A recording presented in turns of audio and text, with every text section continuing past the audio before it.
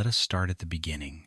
Hogwarts was founded over 1,000 years ago, during the medieval era, by four powerful witches and wizards: Godric Gryffindor, Helga Hufflepuff, Rowena Ravenclaw, and Salazar Slytherin. Their shared vision was to create a sanctuary for young magical folk, hidden from Muggle suspicion, where students could cultivate their abilities in safety. They selected the remote Scottish Highlands, a place wrapped in mist and mountains, and raised a castle so deeply steeped in spells that it has remained hidden ever since. That choice secured the legacy of Hogwarts for centuries to come.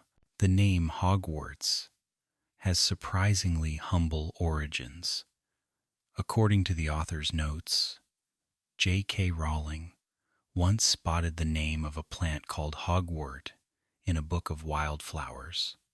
The word lingered in her mind, earthy yet whimsical. When the time came to name her school, she adjusted the spelling and gave the world Hogwarts. What began as a gardener's entry became the title of the most famous magical institution in fiction, a reminder that inspiration often grows from unexpected soil. To Muggles, Hogwarts is invisible. If an ordinary traveler wanders near its boundaries, they see only a ruined fortress with warning signs urging them to stay away. This protective enchantment ensures secrecy, preserving the school from discovery and harm. Generations of headmasters have renewed and reinforced these spells, weaving additional charms so that even determined explorers cannot find a way inside. For the wizarding world, Hogwarts is a beacon. For the non-magical, it is nothing more than a cautionary shadow. At the heart of every new school year lies the sorting ceremony. Each student dons the sorting hat, a battered relic once worn by Godric Gryffindor himself. Enchanted with the wisdom of all four founders, the hat examines the character of each child, peering into their hopes, fears, and potential. In some cases, it debates aloud, weighing the balance between ambition and loyalty, or courage and cleverness. Once the decision is made, the sorting hat declares the chosen house, and the child's journey begins. The motto of Hogwarts is written in Latin beneath the crest: Draco dormiens, nunquam titilandus. Translated, it reads, "Never tickle a sleeping dragon." Half warning, half joke, it reflects the dual nature of magic itself, wondrous but perilous, humorous yet edged with danger. Students who pass beneath the crest each day are reminded that laughter and caution can coexist, and that curiosity must always be tempered with respect. The candles flicker, and the great hall grows quiet. The school crest displays four creatures: a lion for Gryffindor, a snake for Slytherin, an eagle for Ravenclaw, and a badger for Hufflepuff. These animals were carefully chosen to embody each founder's philosophy. The lion roars with courage, the snake glides with cunning, the eagle soars with wisdom, and the badger works with loyalty. Together, they form a circle surrounding the letter H, a symbolic reminder that though houses divide, Hogwarts unites them. The castle contains 142 staircases. Some are vast and sweeping, designed for grand entrances. Others are narrow, winding, and so steep that one must grip the rail tightly. A few contain steps that vanish at random, forcing students to leap across with practiced timing. The staircases shift direction unpredictably, leading unwary travelers to entirely new corridors. For first years, these living stairways can feel like tricksters. For older students, they become a kind of game, a puzzle solved through patience and memory. Beneath the great hall lie the kitchens, bustling chambers staffed by dedicated house elves. Long wooden tables mirror those above, and with a flick of magic, The elves send steaming dishes upward through enchanted passages. Feasts appear to materialize from thin air, though in truth they are the result of tireless work and quiet enchantment. To enter the kitchens, one must find a painting of a fruit bowl and tickle the pear, which giggles before turning into a doorknob. Those who know the secret are rewarded with warmth, smells of baking bread, and endless platters of food. The Black Lake stretches beside the castle, its dark waters concealing entire communities. Beneath its surface live merpeople with their own culture and language, as well as grindylows, water-dwelling demons, and of course, the enormous giant squid. Despite its size, the squid is gentle, sometimes playfully splashing students who linger near the banks. During the Triwizard Tournament, the lake revealed its depth, both literally and symbolically, when it became the stage for one of the champion's greatest trials. The ceiling of the Great Hall is enchanted to reflect the sky outside. On starry nights, it glimmers with constellations.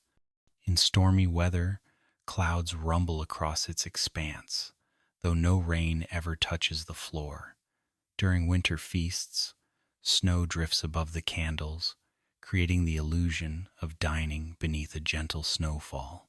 For many young witches and wizards, the ceiling is their first true glimpse of Hogwarts magic, a reminder that the castle itself breathes with wonder. The sky above settles, the torches hum low. Each house was shaped by the values of its founder. Godric Gryffindor treasured bravery and nerve. Rowena Ravenclaw sought cleverness and wit. Helga Hufflepuff welcomed loyalty and fairness. Salazar Slytherin valued ambition and resourcefulness. The Sorting Hat considers these traits but also listens to the child's own desires. Some students, like Harry Potter himself, have swayed the decision. In this way, the houses are not prisons but mirrors, reflecting both destiny and choice. Salazar Slytherin's departure left a shadow on the school. His insistence on pure-blood admission clashed with the inclusive ideals of the other founders.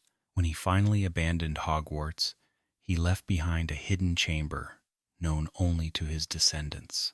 This chamber of secrets would remain a legend for centuries, whispered about in corridors, until the day its monster was released into the castle. Even in absence, Slytherin's legacy shaped the school in ways both dark and lasting. Portraits at Hogwarts are not merely paintings. They are enchanted with fragments of personality. The fat lady guards Gryffindor Tower, demanding the correct password before allowing entry. Other portraits serve as messengers, traveling between frames across the castle. They gossip, argue, and occasionally assist students in distress. To walk through Hogwarts is to be surrounded by a chorus of painted voices, reminders that history itself watches and speaks within these walls. The suits of armor that decorate Hogwarts corridors are not just for show. When danger threatens, enchantments awaken them, and they march as soldiers of steel. During the Battle of Hogwarts, they were called into service, their hollow chests echoing with clanging steps as they defended the school. For centuries they have stood silently, but within their helmets rests the promise that Hogwarts will always fight to protect its students. Perhaps the most elusive chamber is the Room of Requirement. It appears only when someone is in great need, reshaping itself to meet the Seeker's purpose. For Dumbledore's army, it became a training ground lined with cushions and spell targets. For desperate fugitives, it transformed into a sanctuary with beds and supplies. For one mischievous wizard, it even became a room full of chamber pots. The room listens without judgment, offering exactly what the heart demands. In its shifting walls, students discover both comfort and mystery, a final reminder that Hogwarts itself seems to care for those within. Among the most celebrated spaces in the castle is the Gryffindor Common Room, hidden high in one of the towers behind a portrait of the fat lady. She demands a password before allowing entrance, and more than one weary student has found themselves stranded in the corridor after forgetting the correct phrase. Once inside, the room glows with warmth. Scarlet and gold tapestries cover the walls, armchairs huddle around a crackling fireplace, and windows overlook the rugged Scottish landscape. For many students, this chamber becomes their truest home, away from home, a sanctuary where laughter, secrets, and midnight plans unfold. The lion stands proudly as the emblem of Gryffindor House, a symbol chosen by Godric himself. It reflects bravery, daring, and the willingness to stand firm even when odds seem overwhelming. Students sorted here are known for boldness, but also for loyalty to friends, sometimes to the point of reckless courage. The sorting hat often whispers that bravery can take many forms, from the daring duel to the quiet defense of someone overlooked. Within Gryffindor, both kinds of courage are honored. One of the most famous features of this house is its legacy of legendary students. Albus Dumbledore, perhaps the most revered headmaster in Hogwarts history, once wore the scarlet and gold. So too did Minerva McGonagall, whose precision and discipline shaped generations of young witches and wizards. Centuries earlier, the famous Godric Gryffindor himself carried a sword of goblin make, a blade that later appeared to those who most needed it. This enchanted weapon is proof that the courage of the house flows not only through its people, but through its relics as well. Life in Gryffindor Tower is filled with small rituals that bind students together: fireside celebrations after Quidditch victories, whispered plans under blankets, the echo of footsteps on spiral staircases leading up to dormitories. Each detail shapes memories that last a lifetime. Even the password system becomes part of the rhythm, with students sharing the secret phrase in hurried whispers when doors close just a bit too quickly. For outsiders, the tower is a mystery, but for those within, it is a tapestry of belonging. In contrast, the Slytherin common room lies deep beneath the lake, accessible through a hidden entrance in the dungeons. To enter, one must speak the correct password to a stretch of bare stone, which melts away into an archway. The chamber beyond is lit with greenish light filtered through the waters of the Black Lake. Carved stone pillars rise like serpents, and dark leather chairs cluster around low tables. The atmosphere is hushed, elegant, and faintly intimidating, a fitting reflection of the house known for ambition and cunning. The serpent serves as the emblem of Slytherin, representing adaptability and silent power. Salazar himself valued students who possessed resourcefulness, determination, and the drive to achieve greatness. Critics often misinterpret these traits as villainous, yet many remarkable witches and wizards have risen from this house with no dark mark upon their character. In truth, Slytherin prizes those who see the world clearly, who understand that ambition need not be cruelty, and that success often grows from clever persistence. Famous Slytherins include Severus Snape, whose complex loyalties shaped the fate of the wizarding world, and Merlin himself, celebrated as one of the greatest sorcerers in history. The house's reputation for darkness has been magnified by the presence of dark wizards across centuries, yet within its walls are also stories of loyalty, brilliance, and sacrifice. Its legacy is a reminder that ambition is a tool, and like any tool, it can be wielded for light or shadow. Ravenclaw Tower, by contrast, rises high above the rest of the castle, a place of wind and wisdom. To enter, one must answer a riddle posed by a bronze eagle-shaped knocker.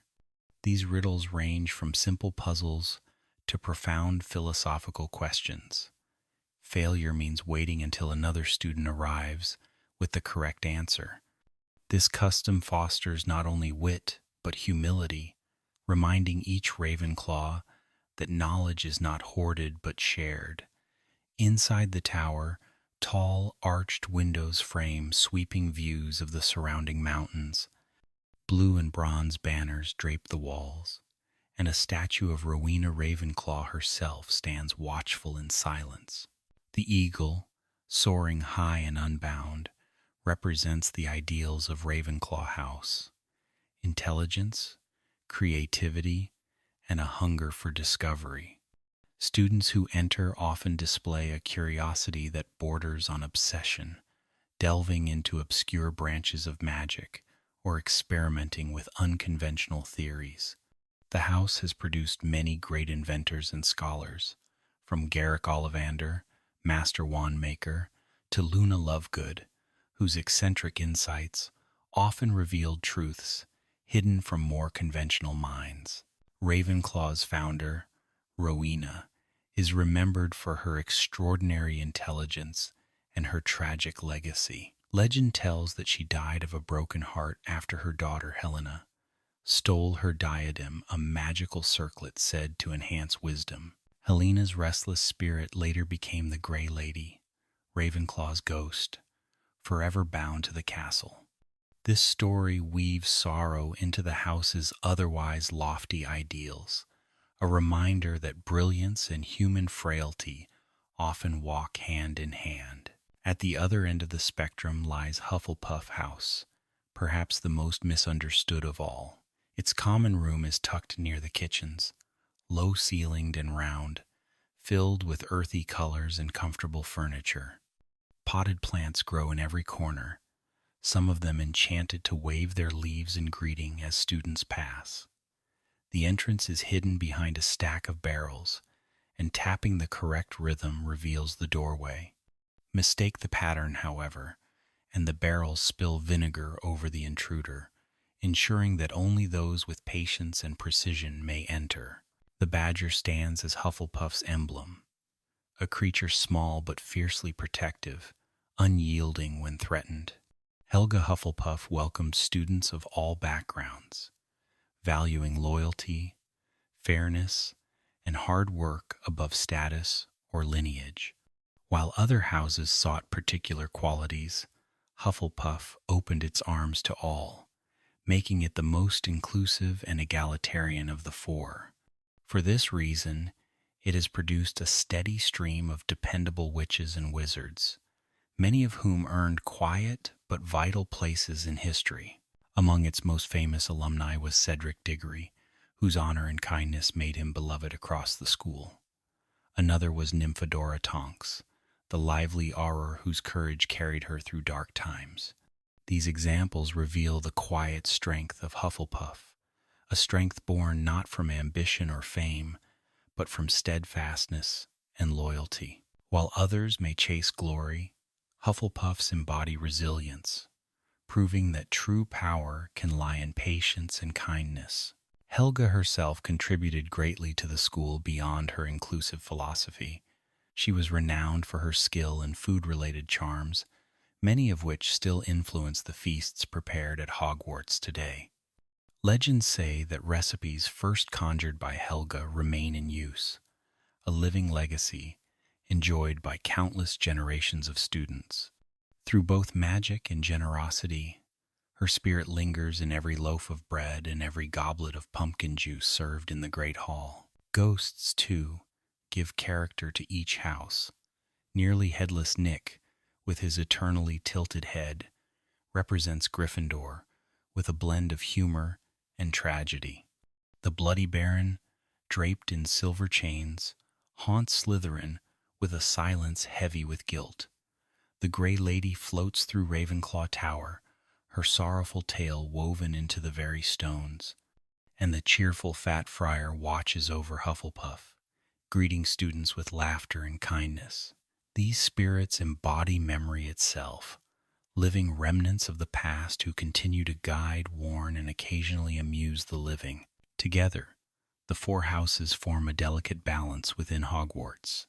Courage without caution could be folly, ambition without wisdom, corruption, intellect without loyalty, arrogance, loyalty without strength. naivety.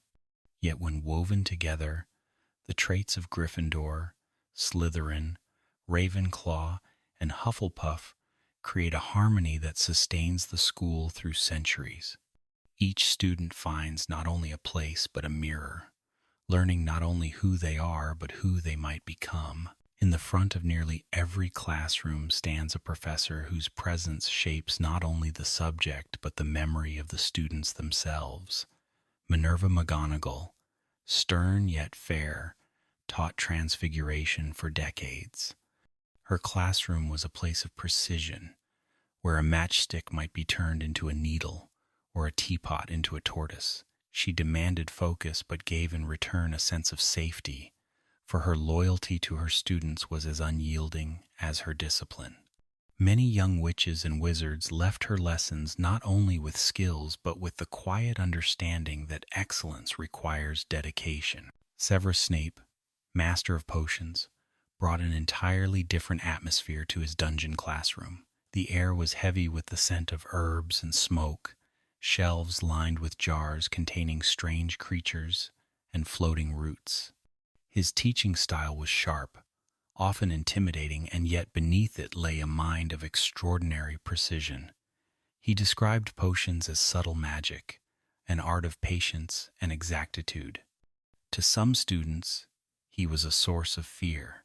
To others, a reluctant model of mastery.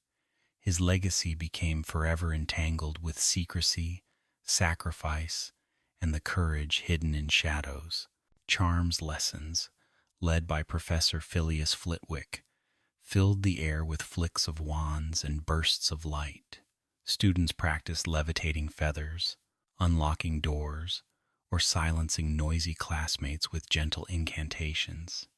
Flitwick himself, small in stature but vast in energy, often stood on a pile of books to be seen over his desk. His cheerfulness and encouragement made the art of spellcasting feel like a joyful craft, where every charm was a spark of possibility. He reminded his pupils that small gestures, like a levitating feather, could grow into powers that reshape the world. In the greenhouses that stretch along the Hogwarts grounds, Professor Pomona Sprout tended to rows of magical plants. She taught her students to repot mandrakes, whose cries could stun or kill, and to harvest puffapods that burst into showers of glittering flowers.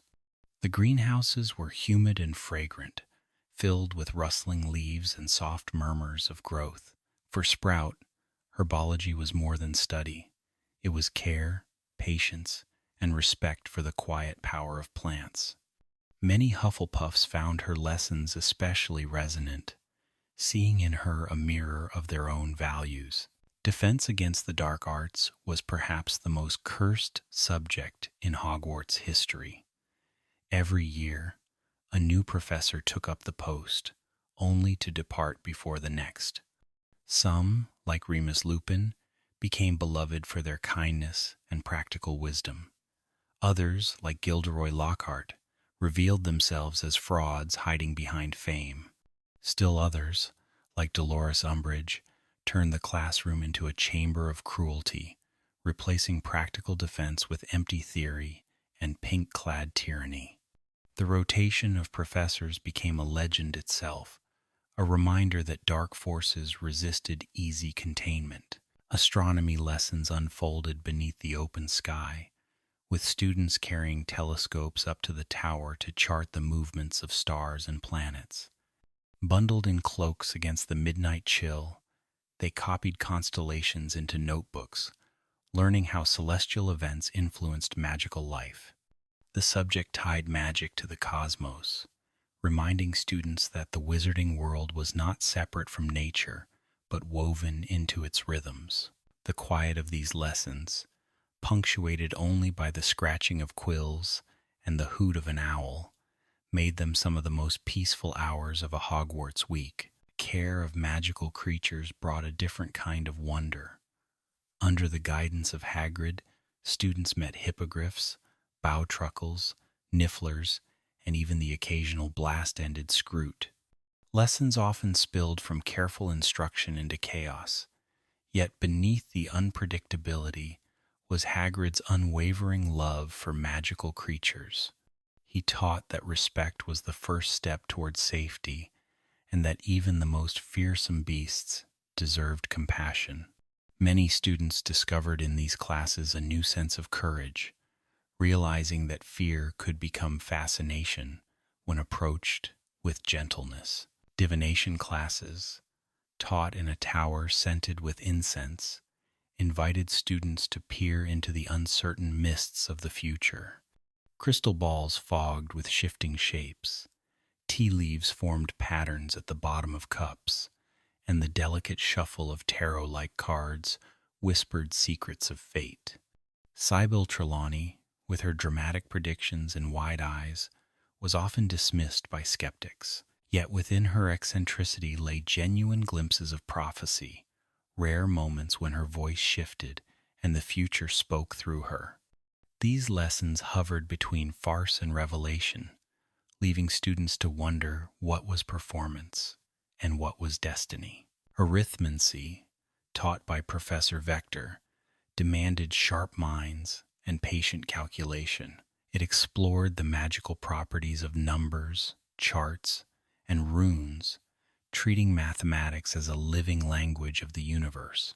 While it lacked the dramatic flair of dueling or dragon handling, many found its precision captivating. Each equation became a kind of spell in itself, proof that even numbers carried enchantment. Those who persevered through its complexities often gained insight into the hidden structures that underpin the magical world. History of magic was perhaps the most soporific class at Hogwarts, led by the ghostly Professor Binns.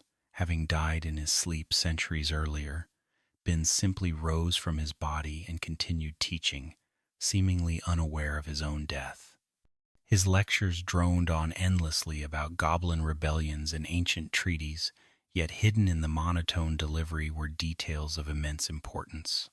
For patient listeners, the class offered glimpses into the long arc of magical history, showing how triumphs and tragedies echoed into the present.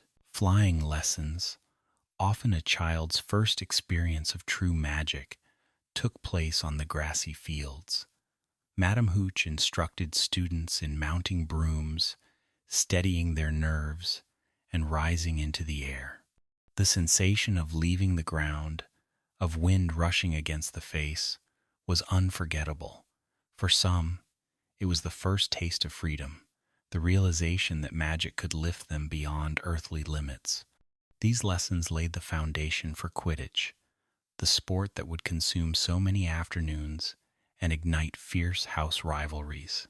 Quidditch itself became one of the defining rhythms of Hogwarts life. Matches transformed the entire school into a swirl of colors, chants, and banners. Each position carried its own role, the seekers chasing the elusive golden snitch, the beaters deflecting bludgers, the chasers weaving patterns with the quaffle, and the keeper guarding the hoops. Victories were celebrated with roaring feasts. Defeats lingered in whispered critiques over breakfast. Beyond sport, Quidditch taught teamwork, resilience, and the exhilaration of risk. For many, the memory of their first match remained as powerful as any spell. Students' days followed a steady rhythm. Breakfast in the Great Hall, classes scattered through the morning, lunch, then more lessons until dinner. Evenings were filled with homework, club meetings, or stolen adventures into forbidden corridors.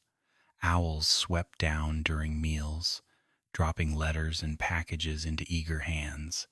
The castle itself became part of the education, its shifting staircases and hidden rooms teaching lessons of adaptability as surely as any professor. Examinations tested more than knowledge. They tested composure under pressure. Practical exams required students to cast spells accurately before watchful eyes, while written papers demanded memory of names, dates, and intricate magical theories. Some students thrived under the structure, others buckled with nerves. Yet even failure became a kind of education, reminding each child that growth is often measured less by triumph than by persistence. Graduation brought the culmination of these years, a final proof that Hogwarts had shaped not only skill but character. Through professors, classes, and the rhythm of study, Hogwarts breathed as a living school. Every corridor held echoes of footsteps. Every classroom carried the weight of generations past.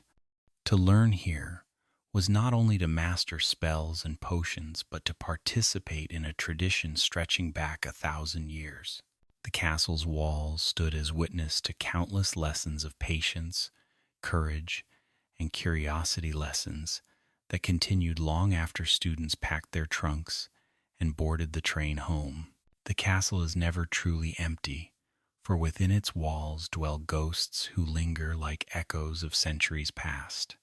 Nearly headless Nick drifts through Gryffindor Tower, his head tilting at an impossible angle, the failed stroke of an executioner's axe leaving him forever nearly headless. He greets students with humor, though a shadow of sorrow rests behind his smile, for his incomplete beheading barred him from the headless hunt, a rejection that still stings after hundreds of years. In the dungeons, the bloody Baron haunts Slytherin, his robes glistening with spectral blood. His silence chills the air, and younger students often retreat from his hollow gaze.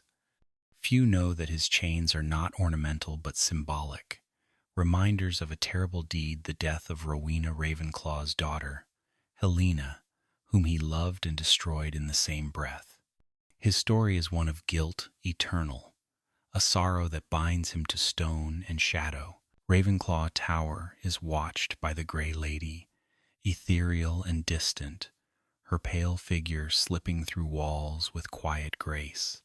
To most, she offers little more than silence, but those who win her trust may learn that she is Helena herself, Rowena's lost daughter. She confesses her theft of the diadem, the crown that promised wisdom, and the betrayal that broke her mother's heart. In her story lies the truth of Ravenclaw's greatest relic, hidden and twisted into darkness by centuries of concealment. Hufflepuff's guardian is the Fat Friar, a plump and cheerful ghost who welcomes students with warmth. Unlike the others, he bears no tragic weight, though his life ended early when suspicion of his magical gifts led to his execution. Even so, he remains kind, offering comfort in the common room and cheering students who feel overlooked. His presence is proof that even in death, loyalty and laughter endure. Beyond the spirits, the castle shelters creatures both wondrous and frightening. Peeves, the poltergeist, is no ghost at all but a being of pure mischief. He swoops through hallways, dropping ink over exam papers, stuffing keyholes with chewing gum, and singing mocking rhymes at inopportune times. Teachers attempt to control him, but only the Bloody Baron holds true sway. To generations of students, Peeves is both a nuisance and a legend, the embodiment of chaos within the order of the school. The library, vast and solemn, contains rows of shelves that seem endless. At its heart lies the restricted section, roped off and guarded. Students may enter only with a professor's written permission, for within are books bound in human skin, pages that scream when opened, and spells that twist the mind. The very air hums with secrecy, reminding young witches and wizards that knowledge itself can be dangerous. And yet, many an adventurous student has risked discovery to glimpse the shadows within. Among the most peculiar rooms is the prefect's bathroom, a chamber decorated with marble and stained glass, its vast tub equipped with dozens of taps that spout bubbles, colored foam, and scented streams. Though designed for prefects, it has served unexpected purposes, from secret strategy meetings to the puzzling deciphering of golden eggs. The chamber reflects the dual nature of Hogwarts, a school where ordinary bathing becomes a cascade of enchantment. The forbidden forest stretches along the edge of the grounds, dark with ancient trees and secrets. Its name is no exaggeration. Within dwell centaurs, unicorns, acromantulas, and other beings that resist taming. Centaurs, proud and wise, guard their territory fiercely, reading omens in the stars and punishing intruders with arrows. The forest is a place of both terror and wonder, where innocence meets primal magic. Few students forget the chill of their first venture beneath its canopy, where shadows whisper and the line between safety and danger blurs. At the edge of the lake lurks the giant squid, a creature both menacing and oddly benevolent. Though its tentacles can stretch to terrifying lengths, it is known to save students floundering in the water or to wave lazily at children tossing bread from the shore. Its presence has become a symbol of Hogwarts life, something strange, slightly unnerving, yet ultimately protective. In stories told by older students, the squid becomes both guardian and comic relief, an example of the school's endless unpredictability. Quidditch pitches are also home to magical objects that have earned their place in legend. The golden snitch, tiny and winged, darts with incredible speed, testing the reflexes of seekers. Its enchantment ensures unpredictability, making every match unique. Bludgers, by contrast, are balls bewitched to chase players aggressively, forcing beaters to protect their teammates with bats. These objects blur the line between sport and peril, teaching students that courage can be found not only in battle but in play. In hidden recesses of the castle lie relics left by the founders themselves. Godric Gryffindor's sword gleams with goblin craftsmanship, its blade absorbing substances that strengthen it basilisk venom, phoenix tears. It appears only to those who prove themselves worthy in moments of dire need, sliding free of the sorting hat, as though history itself has come to a student's aid. This sword symbolizes the belief that bravery, when pure, will always find its weapon. Helga Hufflepuff's cup, a small golden chalice with fine handles, was enchanted to enhance loyalty and healing. Passed through generations, it became a treasured heirloom before being lost to corruption. Its presence in legend reminds us that even objects meant for kindness can be twisted when desire outweighs virtue. The cup's legacy is bittersweet, blending generosity with caution. Rowena Ravenclaw's diadem, wrought in silver and set with a blue gem, promised wisdom to the wearer. Stolen by her daughter and hidden in shame, it became a symbol of longing for unattainable perfection. When it resurfaced centuries later, it was no longer a tool of learning but a vessel of dark enchantment. Yet within the diadem still lingered the echo of Rowena's hope that knowledge might elevate, that wisdom could crown the worthy. Salazar Slytherin left behind a locket, heavy and ornate, bearing the serpent of his house. To his descendants, it became a treasured token of lineage, proof of ambition's endurance. Like the others, it bore the weight of misuse, corrupted across time. But at its origin, it spoke of Slytherin's pride and legacy, his belief that ambition rooted in family could carry a name beyond a single lifetime. Even the very walls of the school hold enchantments older than memory. Stairs shift their roots without warning, sending students into unfamiliar corridors. Doors refuse to open unless politely requested, or unless one knows to tickle their stubborn frames. Trick staircases swallow feet, trapping the unwary until rescued. These quirks, though frustrating, teach resilience, reminding students that Hogwarts itself is a living teacher, testing patience and adaptability. Hogwarts is riddled with secret passages, some carved centuries ago, others formed by shifting stone and mischievous enchantments. Many begin behind tapestries or inside forgotten closets, narrow tunnels that carry those who dare to explore far beyond where ordinary staircases lead. One such passage hides behind a mirror on the fourth floor, once leading all the way to Hogsmeade, though cave-ins eventually closed it. Another winds from a one-eyed witch statue near the library down to the cellar of Honeydukes, its path lit only by the glow of a wand tip. These hidden ways whisper of generations of students who sought adventure, mischief, or simply a shortcut to sweets. The Marauder's map revealed them all, inked with clever enchantments that not only traced corridors but recorded every footstep within the castle. Fred and George Weasley stumbled upon it in their school days, using it to sneak past teachers, patrols, and even Filch the caretaker. More than parchment, it became a symbol of Hogwarts mischief itself, a living diagram of the school's secrets and the restless spirit of exploration that thrives in its walls. Portraits lining the corridors serve not just as decoration but as companions. They move between frames, share gossip, and even assist students who earn their favor. The Fat Lady, who guards Gryffindor Tower, is notorious for her moods, sometimes singing off-key or demanding elaborate passwords. Other portraits are more helpful, carrying messages across the castle or offering advice in riddles. Collectively, they create a living gallery of Hogwarts' history, where painted figures of past witches and wizards watch the present unfold as if it were an endless play. Even staircases develop personalities. Some grow fond of certain students and seem to guide them faithfully.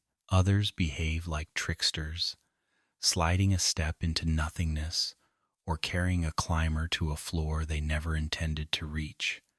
Over time, students learn to anticipate the quirks, leaping the vanished step or bracing themselves as the banisters groan with change. To wander Hogwarts is to court unpredictability, to accept that even stone has whims of its own. House elves maintain the castle's rhythm, unseen but tireless. In the kitchens, they prepare meals that rise to the Great Hall, perfectly timed for breakfast, lunch, and dinner. They polish silver, mend torn uniforms, and keep fires lit. Though bound by ancient magic, their pride in their work shines through. Dobby, one of the most famous among them, revealed both the struggles and the strength of their kind, reminding wizards that even the quietest servants can shape destiny. To sit in the great hall and taste pumpkin juice or treacle tart is to share in the labor of these devoted beings. Feasts themselves are a spectacle of enchantment. At the start of term, hundreds of candles float above long tables, their flames flickering without smoke or wax. Platters brim with roast meats, steaming vegetables, pies, puddings, and sweets of every sort. At Halloween, pumpkins the size of carriages hover near the ceiling, spilling golden light while bats swirl through the air. Christmas transforms the hall with glittering trees, charmed snow that falls without melting, and puddings set alight with sparks of flame. Each meal becomes more than nourishment. It becomes a celebration, a reminder of community in a world where isolation can be perilous. The start of term feast is marked by the Sorting Hat's song, different each year. In verse, it recounts the founding of the school, the purpose of the houses, and sometimes a warning of discord to come. Students listen in rapt silence, for within its rhymes lie truths deeper than any lecture.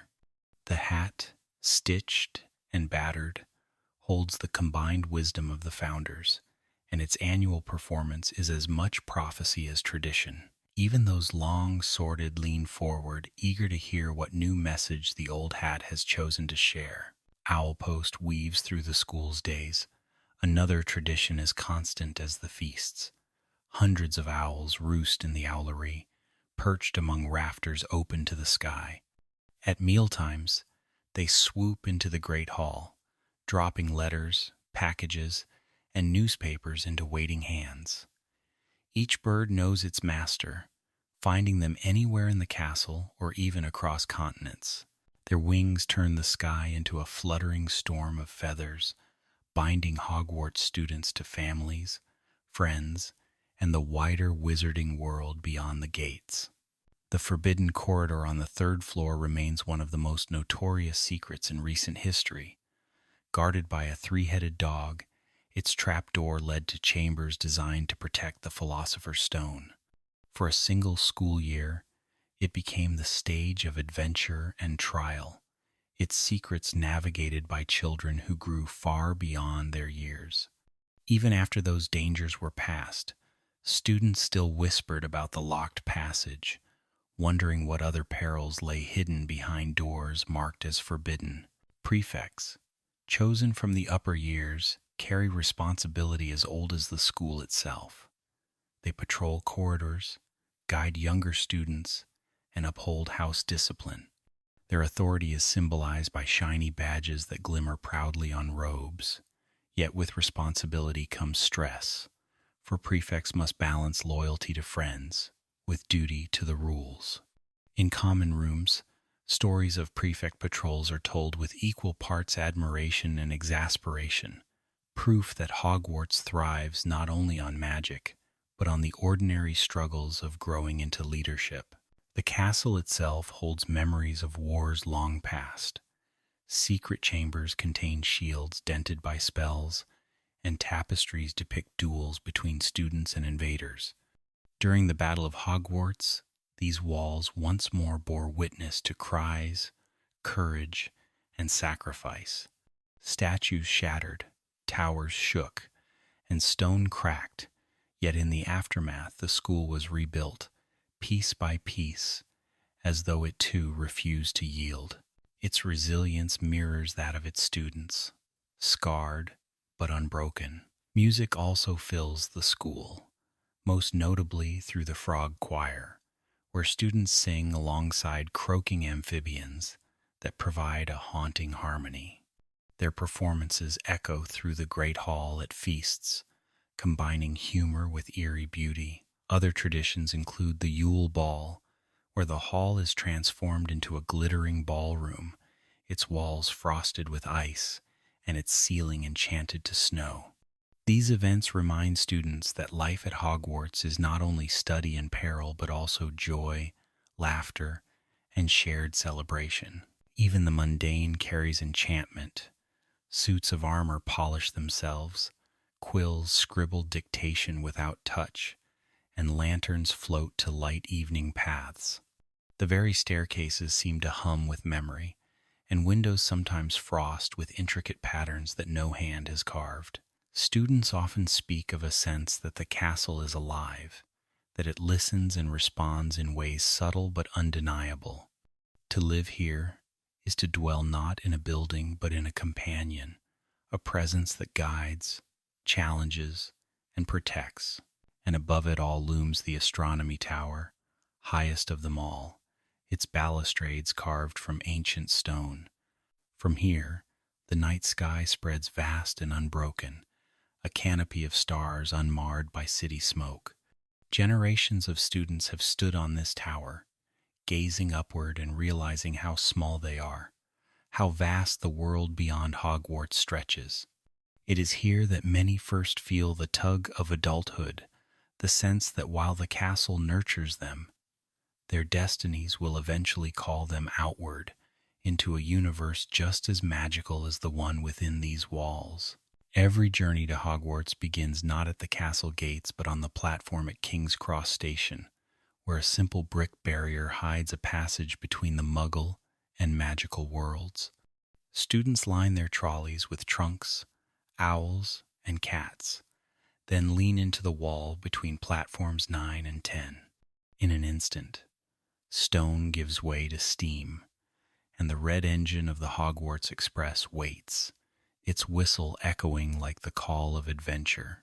For first years, that step through the barrier is a baptism into the unknown.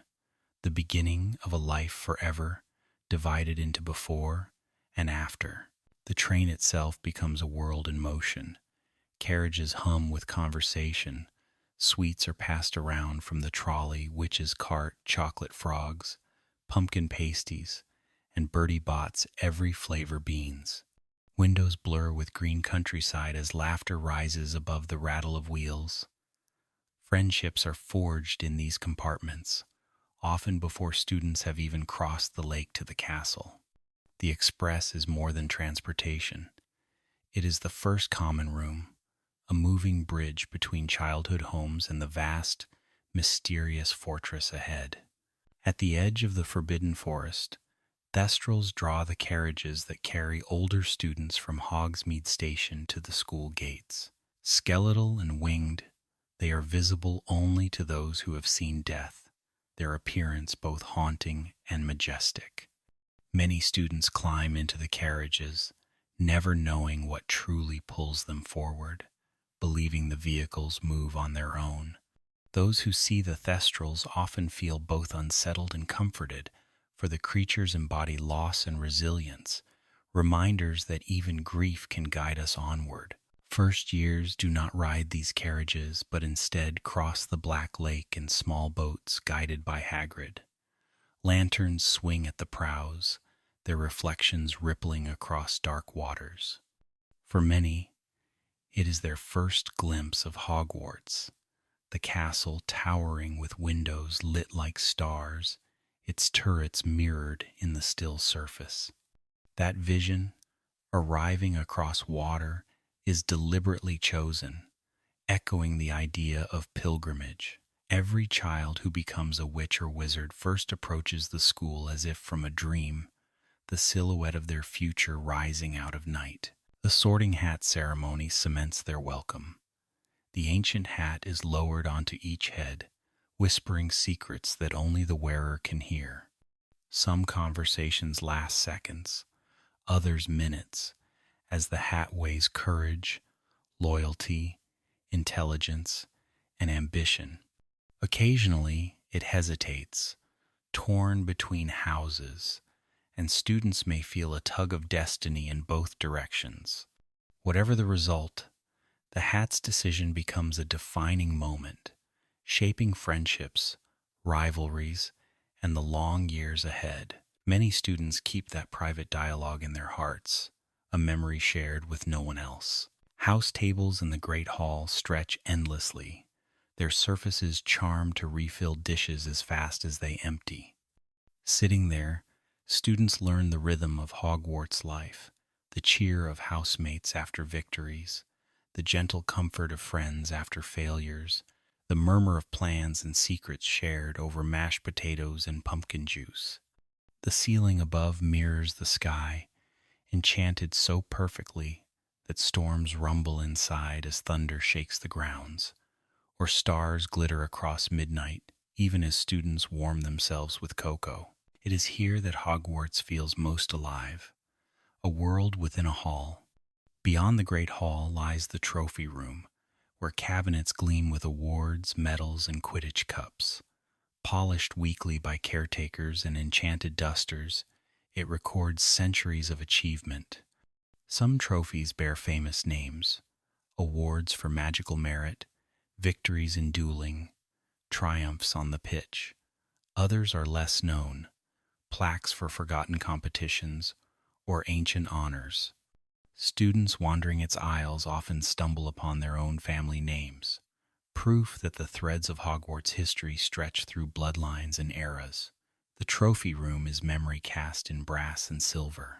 Equally memorable is the Room of Requirement, a chamber that appears only when someone is in great need. Students who walk past its blank stretch of wall 3 times while focusing on their desire may find the door revealed. Inside, the room reshapes itself endlessly into a training hall, a hiding place, a cozy parlor lined with cushions, or a storehouse of centuries' worth of abandoned objects. It is both the most secret and the most generous space in Hogwarts, a reflection of the idea that magic responds to longing. Among the castle's most curious guardians are the suits of armor, lined along corridors. They appear to be mere decoration until the castle calls on them. During times of peril, they rattle to life, swords drawn, shields gleaming. Their footsteps thunder across stone as they form ranks to defend the school. Yet in quieter times they serve as mischievous companions, sometimes singing off-key carols at Christmas or clanking noisily when a student walks past at night. They remind the school that even stone and steel can wake when loyalty demands. The kitchens beneath the great hall hum with enchantment of their own. Behind a painting of a fruit bowl, tickled pears swing open to reveal the entry. Inside, house elves bustle between enormous stoves and sinks, whipping up banquets with flicks of their fingers. Copper pots clean themselves, knives chop of their own accord, and enchanted fires never go out. The kitchens are a place of cheer, where students who stumble in late at night might be offered biscuits, cocoa, and a listening ear from elves who seem to know every child's name. The hospital wing, managed by Madame Pomfrey, is a chamber of resilience. Beds line the walls, each covered with crisp white sheets, ready for students struck by rogue hexes, Quidditch accidents, or mischievous magical mishaps. Cabinets brim with potions that knit bones, soothe fevers, or calm nerves. Though stern in her care, Madame Pomfrey embodies compassion, fussing over patients until even the most stubborn concede to her authority. Many students leave her wing not only healed but humbled, reminded that bravery must be balanced by caution. Magical staircases test every student's patience. 142 in total, they shift at will, leading to unexpected destinations. Some are narrow and steep, others broad and sweeping. A few vanish steps altogether, trapping the unwary mid-climb. Students learn to carry patience like a talisman, laughing when they arrive late to class because the staircases simply disagreed with their route. These shifting paths are more than inconvenience. They are lessons that control is never absolute, and adaptability is as valuable as any spell. The owlery, perched high on a hill, is a tower filled with feathers and the rustle of wings. Open to wind and weather, its floors are scattered with pellets and straw. Yet within this space, students forge quiet bonds with their feathered companions. Letters are tied to legs with ribbons, whispered messages of love, longing, or hurried news.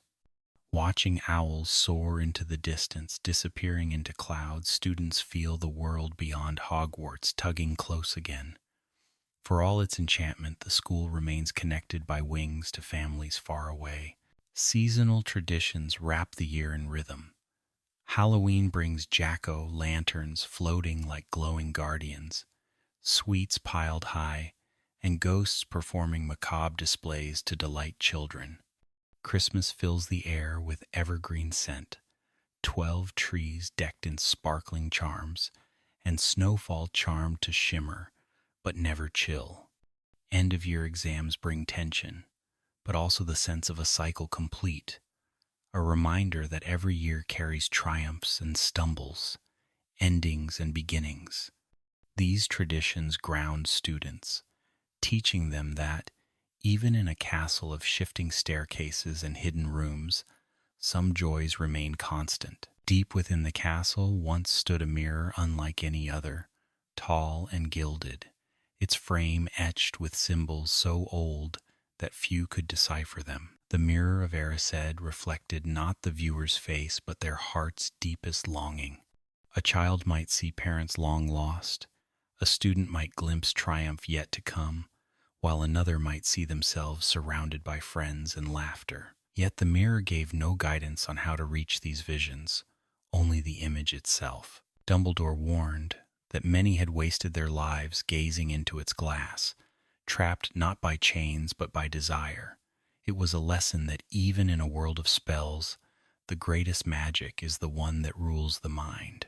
Other enchantments guarded the castle against intrusion. The perimeter bristled with protective charms woven over centuries, spells that repelled those with ill intent, veils that distorted paths, and wards that warned the headmaster of threats. Even apparition, the magical art of vanishing and reappearing, was impossible within the grounds. Students frustrated at this limit soon realized its purpose. Hogwarts was a sanctuary, and sanctuary required boundaries. The wards made the school a fortress where childhood could bloom in relative safety, even as dark forces stirred beyond its gates. The Chamber of Secrets is one of Hogwarts' most notorious legends. Hidden beneath the castle, it was said to contain a monster left by Salazar Slytherin himself, a creature that would awaken only for his true heir.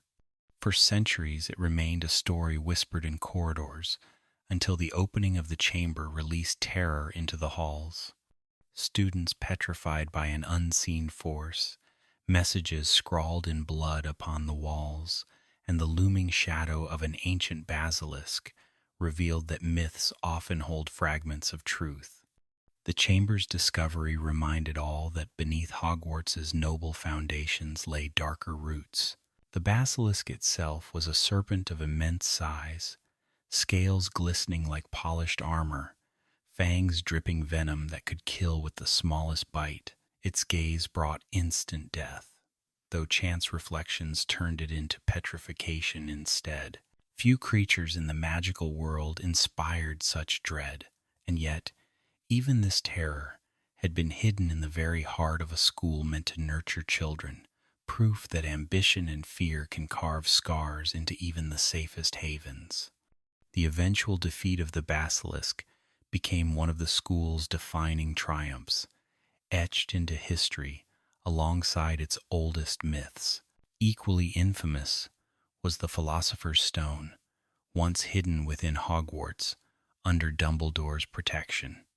Created by Nicholas Flamel, the stone promised immortality and endless wealth, transforming base metal into gold and producing the elixir of life.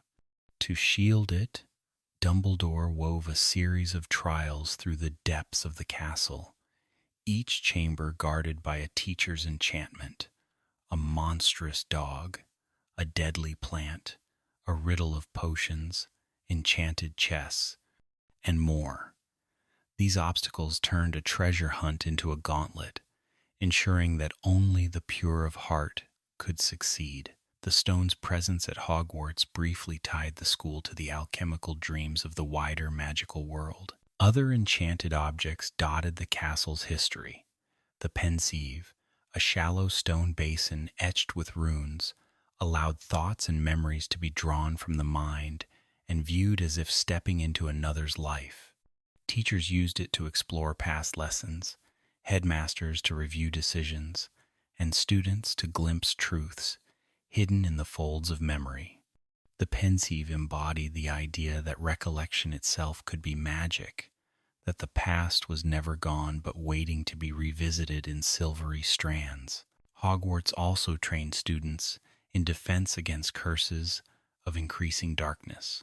While hexes might cause temporary mischief and jinxes irritation, curses cut deeper. The three unforgivable curses, Imperius, Cruciatus, and Avada Kedavra, were forbidden even to practice, carrying penalties of life in Azkaban. And yet, knowledge of them was taught in certain dire times, when the ministry insisted students should be prepared for war. To speak these spells aloud within the castle was to feel the weight of centuries of law pressing against the air. Caretakers, too, carried roles within the castle's defenses. Argus Filch, squib though he was, patrolled corridors with his lantern and his cat, Mrs. Norris. Though students resented his sharp eye and endless punishments, his vigilance kept the wilder enchantments of the castle in check. Before him, others had served, each carrying the burden of discipline in a school where mischief often rivaled magic itself. Filch's dedication proved that one need not wield a wand to leave an imprint upon Hogwarts. The headmaster's office remains one of the most enchanted spaces within the school. Guarded by a gargoyle that demands a password, often the name of a suite, it spirals upward into a circular room lined with shelves of ancient books and delicate instruments that puff smoke or sparkle with unexplained light. The portraits of former headmasters and headmistresses slumber there, waking to give counsel when sought. Fawkes the Phoenix once perched within, shedding tears of healing and bursting into flames when reborn. The office is less a workplace than a sanctum, a chamber where the history and future of Hogwarts converge. The library's restricted section, beyond its frightening books, also held volumes of immense value. Some recorded spells lost to time, others rituals of power too dangerous for young eyes. Students sneaking into its aisles spoke of pages that whispered, bindings that shifted when touched, and titles that vanished the moment they were read. Librarian Madame Pince guarded these shelves with hawk-like intensity, treating every volume as treasure. The restricted section illustrated that knowledge itself can be perilous, that curiosity requires caution, even in a place devoted to learning. Other guardians of the school include the centaurs of the Forbidden Forest, proud, mysterious, and often disdainful of human interference. They read the heavens for signs of fate. To them, the movements of Mars, Jupiter, and the moon were not abstractions but omens shaping destiny. Their presence on Hogwarts' borders reminded students that magic extended beyond wands and incantations into the living tapestry of nature itself. Encounters with centaurs often left students with riddles rather than answers, teaching them that wisdom sometimes resists simplicity. Even the weather over Hogwarts seemed alive. The enchanted ceiling of the Great Hall mirrored the sky outside, but storms also rolled naturally over the mountains. Fogs drifted through valleys, and snow buried courtyards in silence. Quidditch matches played in these conditions became lessons in endurance as much as skill. Students trudging to class beneath icy gusts or basking in rare warm afternoons learned that the castle was not sealed away from the elements, but entwined with them. Nature itself became part of their education, shaping memory as strongly as spells. Punishments at Hogwarts often took unusual forms. Detention might mean writing lines with a quill that etched the words into skin, serving in the Forbidden Forest alongside Hagrid, or scrubbing cauldrons without magic. These tasks, sometimes harsh, reminded students that actions carried weight, that magic was privilege as well as power. Stories of legendary detentions echoed through the years, whispered with equal parts dread and pride. Many graduates remembered their punishments as vividly as their triumphs, proof that discipline carved character as surely as achievement. Hogwarts founders intended the school to be more than instruction in spells. They wove their ideals into every corner. Gryffindor's courage, Slytherin's ambition, Hufflepuff's loyalty, and Ravenclaw's wisdom. These values shaped dormitories, teaching styles, even the very architecture. To walk through Hogwarts was to feel these philosophies pressing from stone, urging each student to grow not only in skill but in spirit.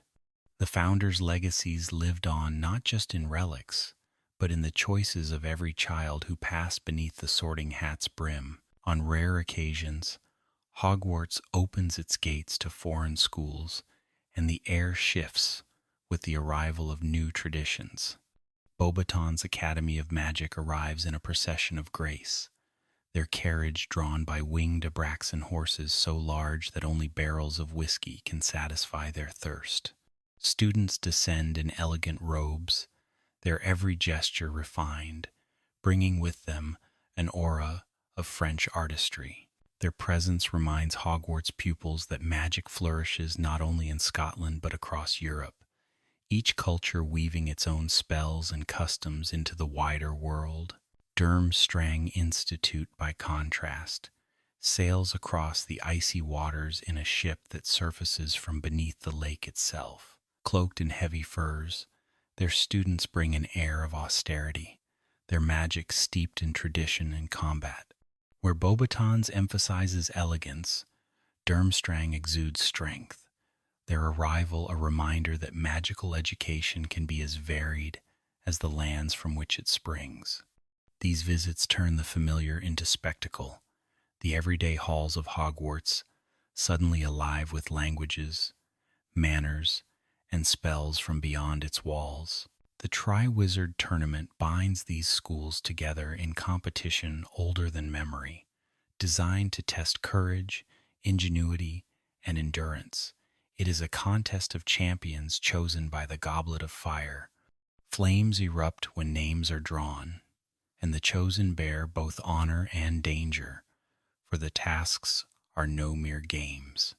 Dragons guard golden eggs, merfolk lurk in the depths of the lake, and labyrinths of living hedges conceal more than pathways. Students watching from the stands feel their pulses race, aware that these trials echo the ancient belief that magic thrives in challenge. Each task draws upon a different element. The first breathes fire, a reminder of primal power and the raw edge of danger. The second plunges into water, demanding not only courage but compassion, for champions must rescue those they cherish. The third tangles within earth itself, hedges twisting into a living maze where spells misfire and shadows whisper. Together they form a ritual of balance. Fire, water, earth, and the spirit of the champions themselves. Hogwarts becomes not only a host but a crucible, shaping legends that will ripple outward for years to come. The Yule Ball accompanies the tournament, a glittering interlude where the great hall is transformed into a ballroom of silver frost and sparkling icicles. Music floats through the air as students, often more nervous than during exams, step awkwardly into dances, learning that grace is its own form of courage.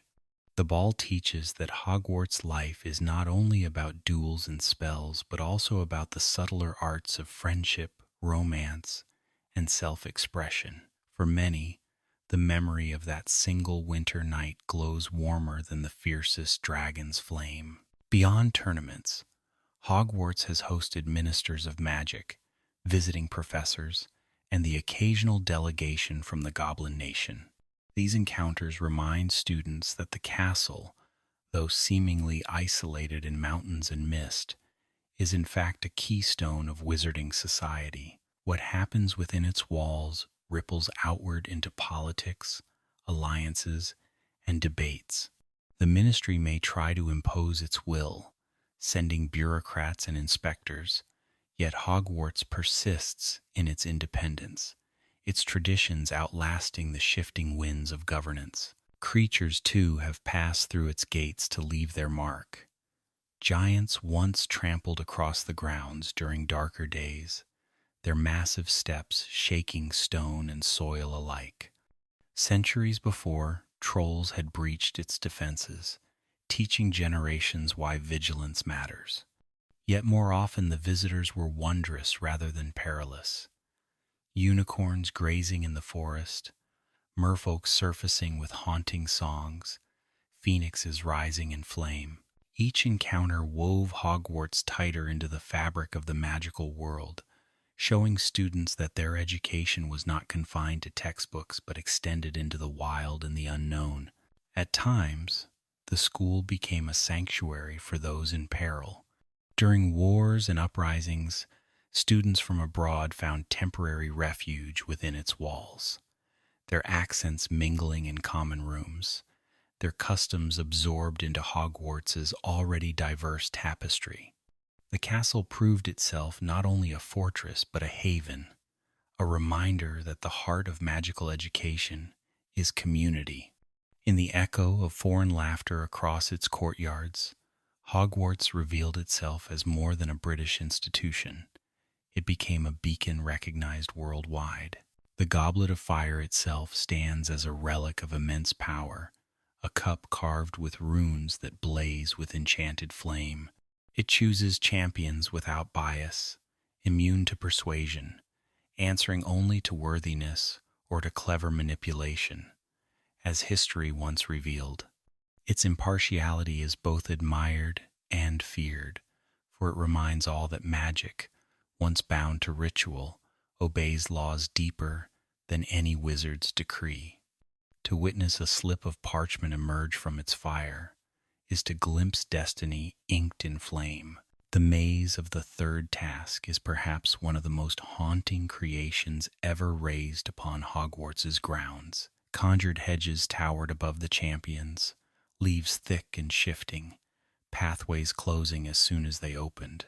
Inside, enchantments lay in wait, boggarts lurking in shadows, spells that misled senses, creatures summoned to test courage. The maze reflected the very essence of Hogwarts itself, a labyrinth of choices, each turn a lesson, each step a test of character as much as skill. Hogwarts students did not merely watch these events, they absorbed them into their lives. Common rooms buzzed with debates about who would triumph, corridors filled with whispered predictions, and friendships stretched across house and even national lines.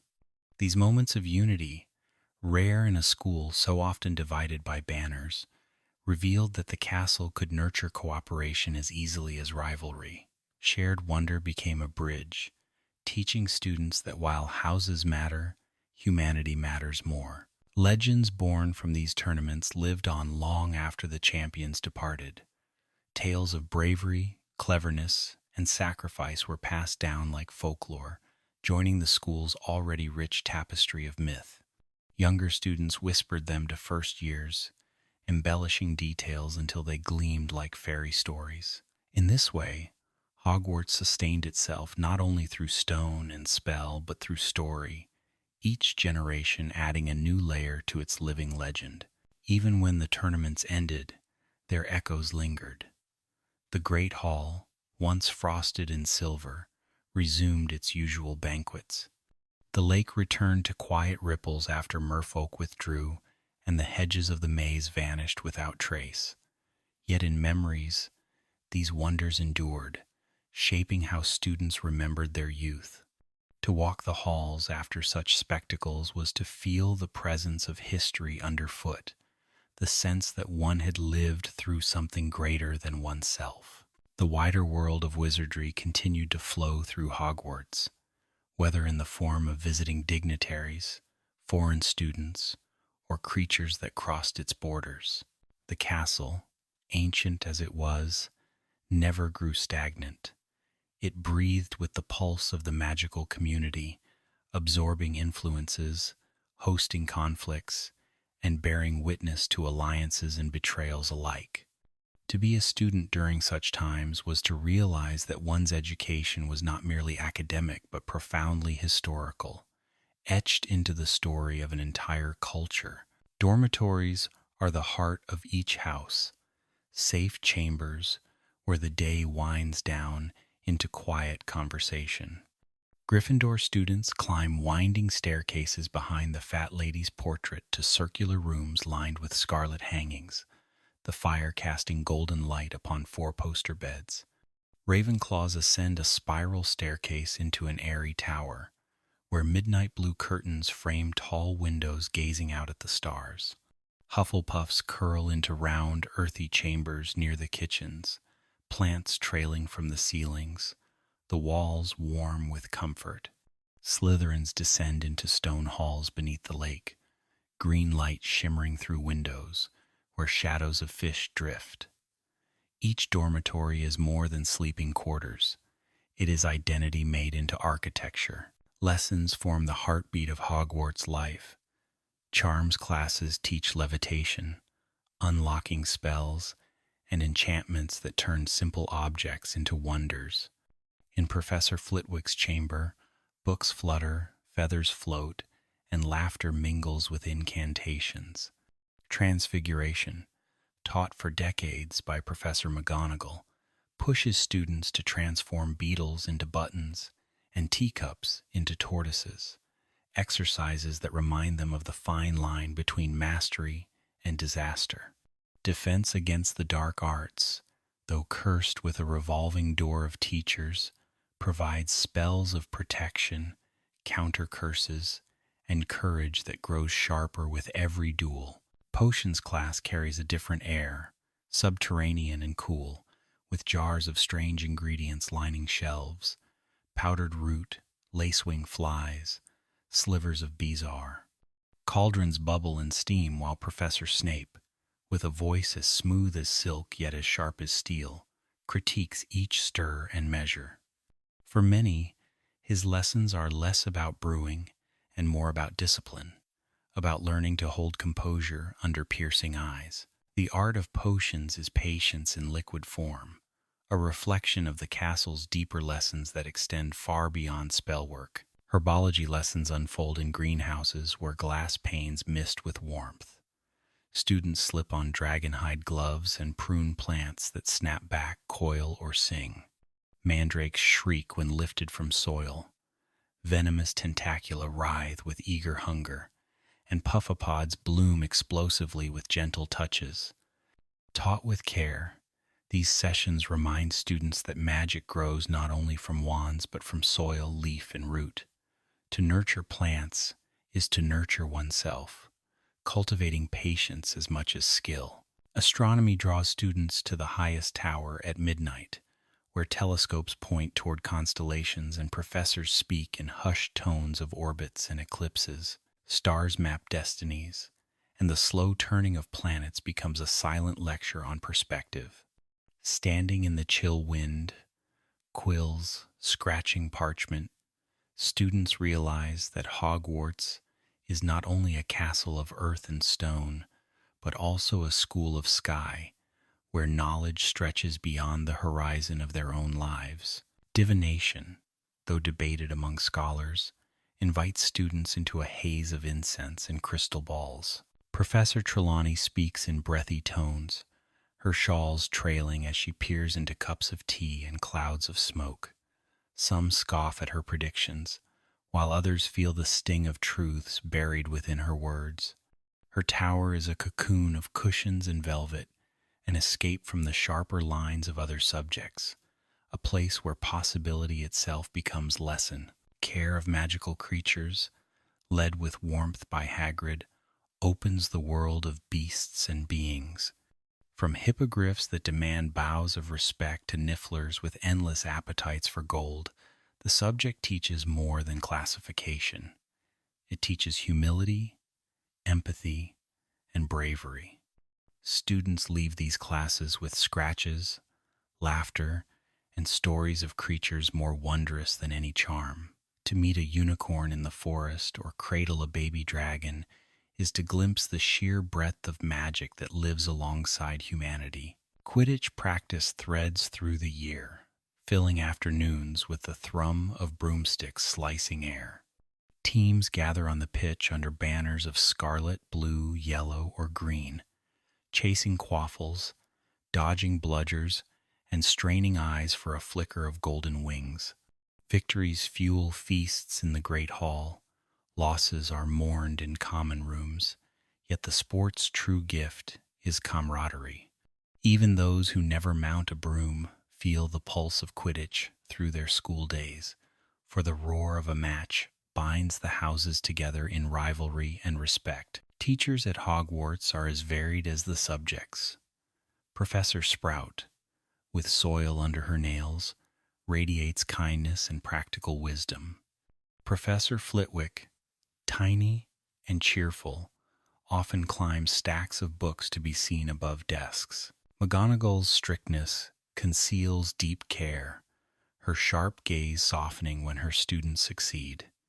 Even Filch, wandering with lantern in hand, contributes to the rhythm of the school.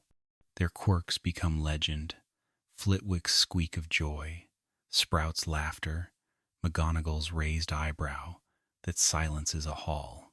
Together they form a mosaic of mentors, each leaving impressions far stronger than grades. Examinations bring stress and spectacle. Classrooms fill with silent scratching of quills, while enchanted timers tick. O, W, L, S, and E, W, T, S test not only knowledge but resilience. Students brew potions under watchful eyes, transform animals with trembling wands, and recall incantations drilled over years. Though dreaded, these exams often reveal growth unnoticed: the shy child who conquers a charm, the uncertain one who deflects a hex. Success is celebrated, failure is comforted, and both become stepping stones toward adulthood. In free hours, students haunt the library, its shelves stretching higher than ladders, the smell of parchment and dust filling the air. Madame Pince glides between aisles like a hawk, her glare enough to silence the noisiest groups. Yet within those tomes lies knowledge to rival any professor: spells, stories, histories, and riddles. Some volumes snap shut on curious fingers, others whisper as if alive. For many, the library becomes sanctuary, a place where time melts into quiet pursuit of answers. Meals punctuate the day, anchoring students in routine. Breakfast is a hum of chatter over porridge, toast, and eggs. Lunch provides relief between classes, laughter bubbling as owls swoop overhead with post. Dinner is grander, feasts laid out in abundance, the ceiling overhead shifting into dusk or stars. These moments remind students that Hogwarts is not only about learning but also about living, about finding family among peers. Even the simplest pumpkin pasty carries comfort when shared at a house table. Friendships deepen in corridors and courtyards, on staircases that wander and in alcoves hidden behind tapestries. Some are lifelong, sealed with laughter and whispered secrets. Rivalries flare as well, sharpened by house points, competitions, and pride. Yet the shared strangeness of magical adolescence binds all together. To grow up at Hogwarts is to grow up in a crucible of enchantment, where even quarrels shimmer with the knowledge that everyone here is part of the same extraordinary story. When night falls, the castle settles into quiet. Fires dim in common rooms, portraits whisper in low voices, and ghosts drift silently through stone. Outside windows, the forbidden forest sighs with wind and unseen rustles. In dormitories, students curl beneath blankets, their wands extinguished, their minds brimming with spells, stories, and dreams. The day has ended, but the magic continues in rest, in the gentle belief that tomorrow will bring more wonders. Hogwarts teaches not only through lessons and trials, but through the simple rhythm of days waking, learning, laughing, and finally sleeping beneath ancient, watchful towers. Every great castle holds its spirits, and Hogwarts is no exception. The ghosts are not merely echoes but participants in school life, drifting through lessons, feasts, and exams. The bloody Baron floats silent and foreboding through Slytherin halls, his chains clinking faintly. Nearly headless Nick entertains Gryffindor students with his attempts to join the Headless Hunt, though his partially severed neck forever denies him full membership. The Grey Lady, ethereal and secretive, watches Ravenclaws with solemn eyes. The Fat Friar offers warmth and cheer to Hufflepuffs, ever generous with advice. Together they embody memory given form, history that refuses to fade. Among the most poignant of these is the Grey Lady, Helena Ravenclaw, whose tale links directly to the founders. Daughter of Rowena herself, she fled with her mother's diadem, a crown said to enhance wisdom. Consumed by regret and betrayed by one she trusted, she became bound to the castle in ghostly sorrow. Her story teaches that ambition, even for knowledge, can wound, and that forgiveness is sometimes more difficult than magic. Students who hear her tale sense that Hogwarts is not only a place of learning but also of lessons carried by tragedy. The Bloody Baron's past is equally haunting. Once a nobleman who loved Helena, his passion turned violent, and in rage he took both her life and his own. His silver chains clank with eternal guilt, a reminder that violence scars not only the victim, but the soul of the perpetrator. Slytherins who look upon him see not only menace but warning, a symbol of how unchecked ambition can devour. These ghostly stories intertwine with stone corridors, reminding all who walk there that every choice echoes beyond death. Nearly headless Nick, by contrast, offers levity in his sorrow. Always eager to host celebrations, he invites Gryffindors to his Death Day parties, gatherings filled with cold food, mournful music, and transparent guests. Though humorous, his longing to be fully accepted among the headless reveals the bittersweet truth that even after death, beings seek belonging. His presence at feasts, his cheerful greetings in corridors, and his occasional jokes soften the sharp edges of ghostly existence, teaching students that even in gloom there can be laughter. The Fat Friar embodies Hufflepuff warmth, drifting cheerfully among students, offering comfort when studies overwhelm or spirits sink. His story carries irony. Once a monk whose kindness was deemed suspicious by Muggles, he found sanctuary at Hogwarts after death. To his house, he represents the power of kindness to outlast cruelty, a smile persisting even after centuries. Many Hufflepuffs claim their ghost's presence is proof that optimism itself can be immortal. Not all Hogwarts spirits are tied to houses. Moaning Myrtle haunts the girls' bathroom, her sobs echoing through pipes. Killed by the basilisk's gaze, she lingers in bitterness, often startling students by bursting from toilets in watery sprays. Yet beneath her shrill voice lies loneliness, and some who speak with her find a strange kind of friendship. Her tale reminds students that even the overlooked deserve compassion, that every spirit carries a story waiting to be heard. The castle also remembers its poltergeist, Peeves, embodiment of mischief itself. Unlike the solemn ghosts, Peeves thrives in chaos, dropping ink bottles, juggling objects, and delighting in pranks that leave professors exasperated. Yet in times of true peril, he has been known to fight for the school with gleeful ferocity. He represents the wildness of Hogwarts, the notion that magic cannot be entirely tamed, that even in structured halls a spark of anarchy endures.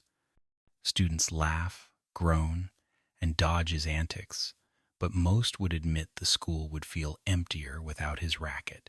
Graduation from Hogwarts carries weight akin to myth.